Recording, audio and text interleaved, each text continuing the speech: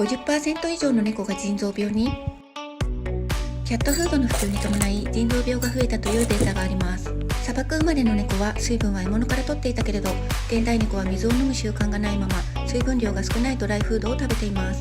ドライフードを与えるなら他で水分を取る工夫が必要です。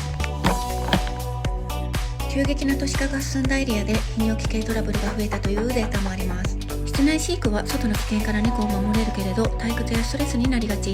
ルーティンを大事にする猫にも刺激をプラスしてあげましょう。